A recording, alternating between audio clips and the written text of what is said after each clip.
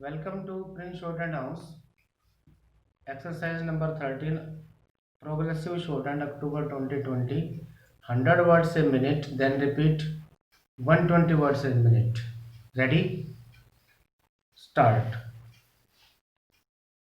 Sir, now some honorable members have expressed the fear that the management may misuse this power.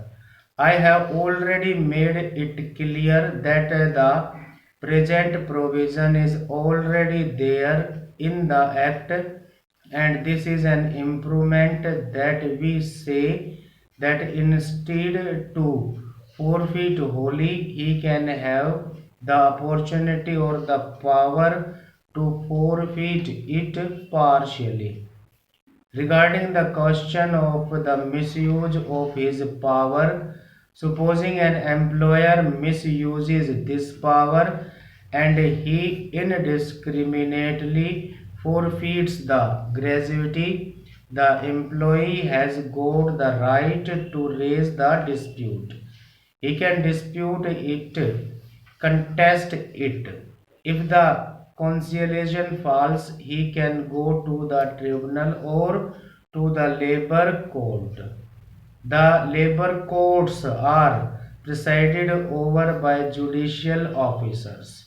Whatever the labor court decides is bringing on both the employees and the employers. Therefore, it is not correct to say that this power of partial forfeiture will be misused. I do not think this is going to be misused by the employer.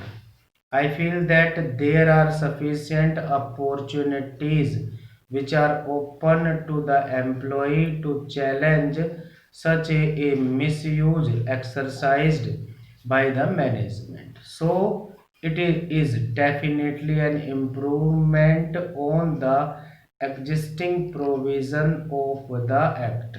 Some honorable members expressed the opinion that sufficient time is taken in making the payment of gratuity. It is not being paid promptly.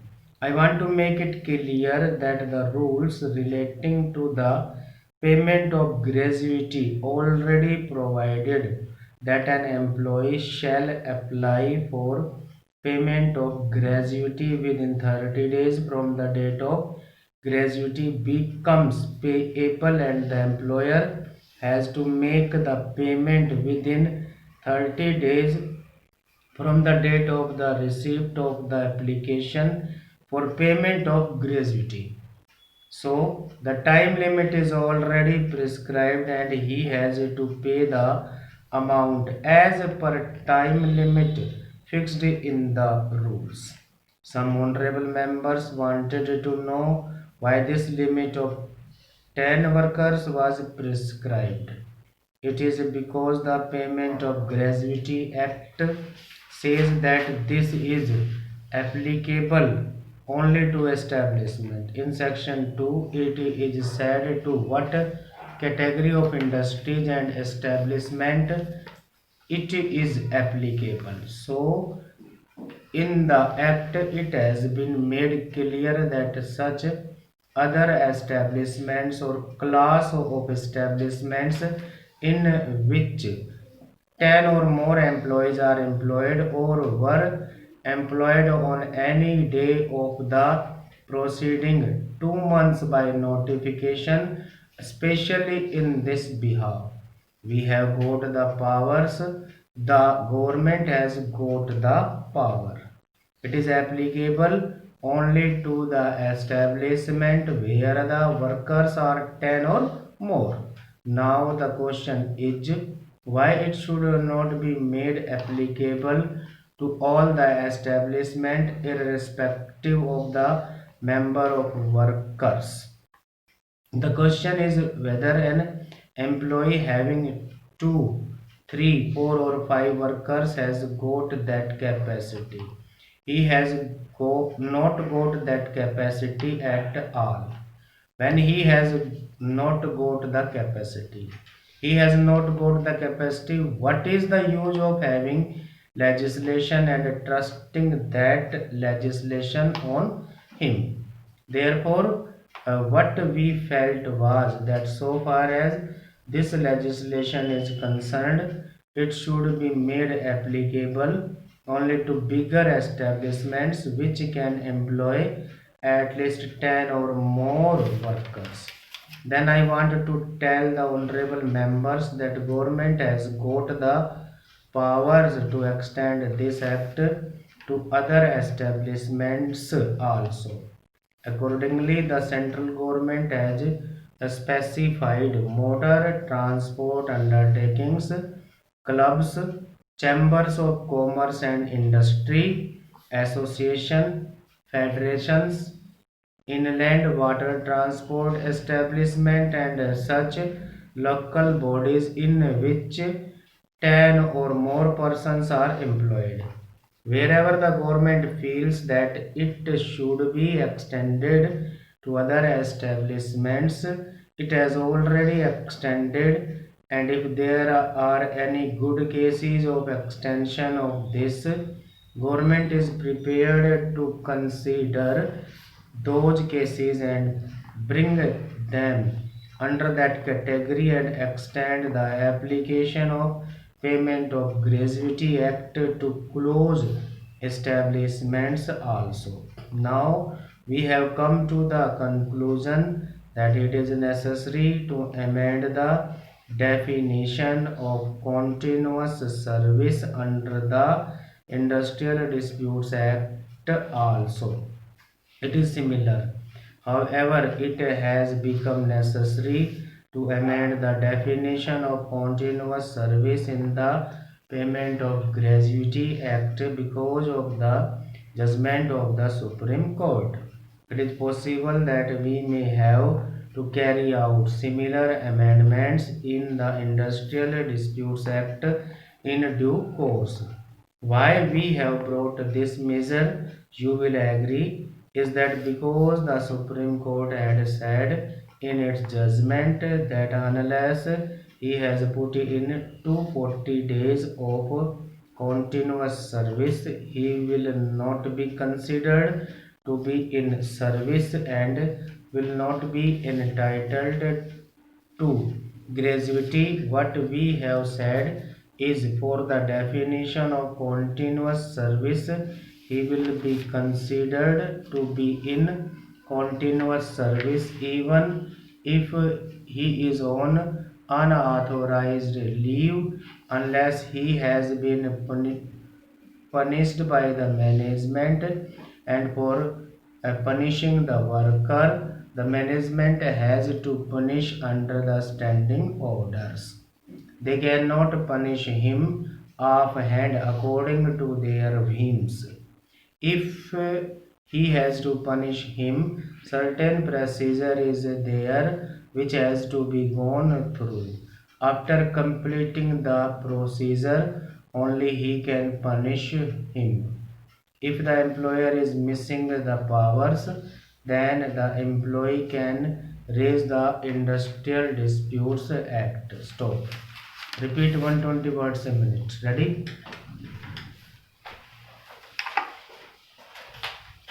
Sir, now some honorable members have expressed the fear that the management may misuse this power. I have already made it clear that the present provision is already there in the Act, and this is an improvement that we say that instead to forfeit wholly, he can have the opportunity or the power to forfeit it partially.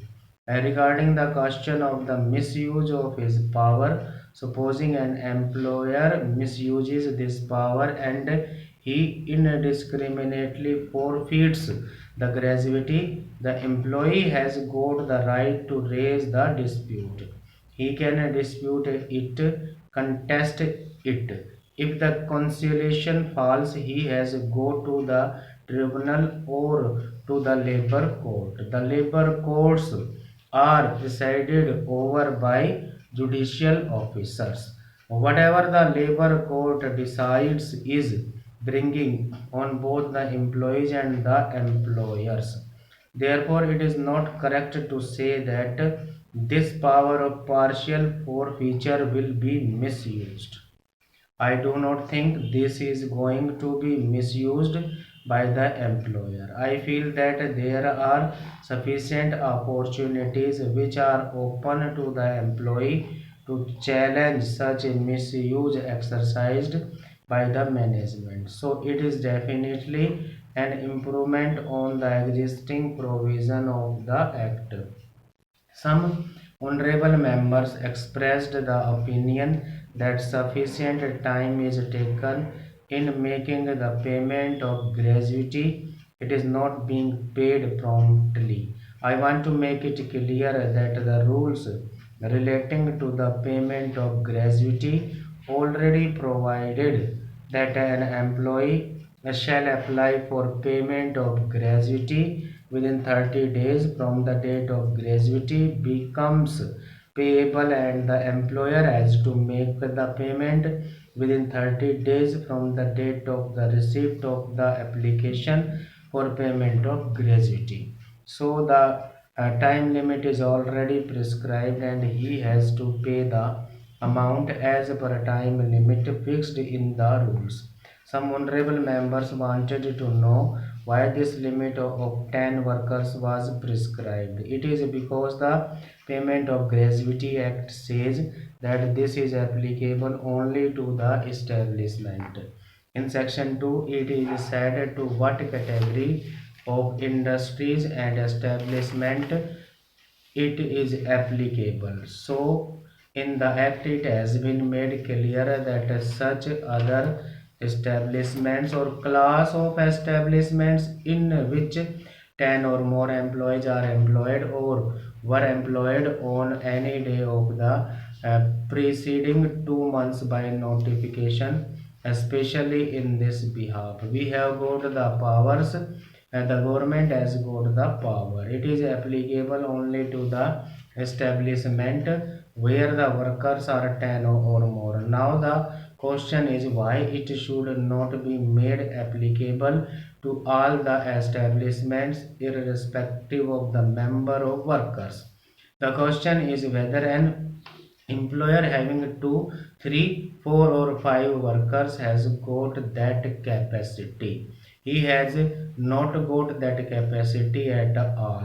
When he has got the capacity, he has not got the capacity. What is the use of having legislation and trusting that legislation on him? Therefore, what we felt was that so far as this legislation is concerned, it should be made applicable only to bigger establishments which can employ at least 10 or more workers. Then I want to tell the honorable members that government has got the powers to extend this act to other establishments also. Accordingly, the central government has specified motor transport undertakings, clubs, chambers of commerce and industry, association, federations, inland water transport establishment and such local bodies in which 10 or more persons are employed.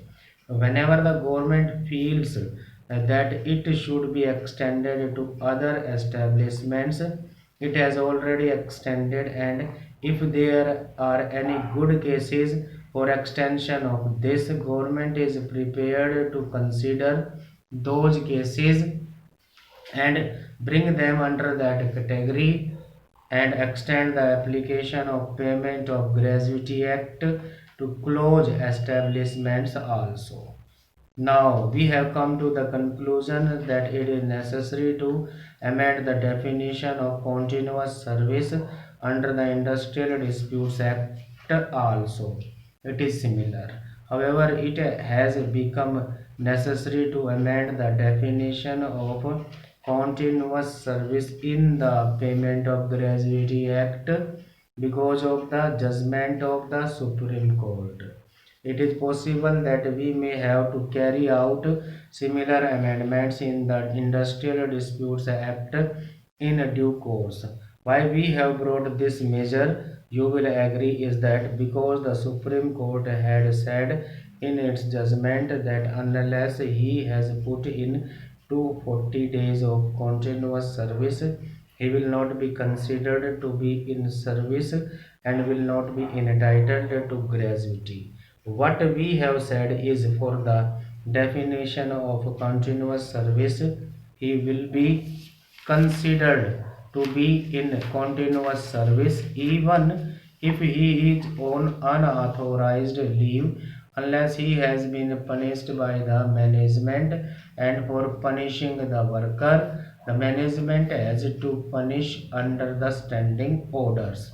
They cannot punish him offhand according to their whims. If he has to punish him, certain procedure is there which has to be gone through. After completing the procedure, only he can punish him. If the employer is missing the powers, then the employee can raise the Industrial Disputes Act. Stop.